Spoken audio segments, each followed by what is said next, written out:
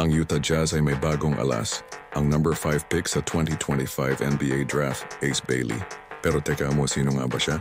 Si Ace Bailey o Arius Bailey sa totoong buhay ay isang 6'8" athletic forward na kayang dumakdak, umatake at bumitaw ng matitinding highlight plays. Galing siya sa Rutgers at marami ang nagsasabing isa siya sa pinaka-explosive players ng draft class na to. Pero may usap-usapan, bakit hindi siya pinili ng ibang top teams? May mga chismis na may attitude issues raw o baka may injury na itinatago. Sinasabi rin ng iba na hindi raw siya swak sa sistema ng ibang koponan. Pero walang kumpirmado, lahat haka-haka lang. Ang Utah Jazz hindi nagdalawang isip. Kinuha nila ang player na posibleng maging franchise star nila sa future. Ngayon tanong ng lahat, sila ba ang nanalo sa draft?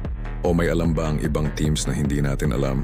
Abangan natin kung paano bibigyang sagot ni Ace Bailey ang lahat ng tanong sa loob ng court.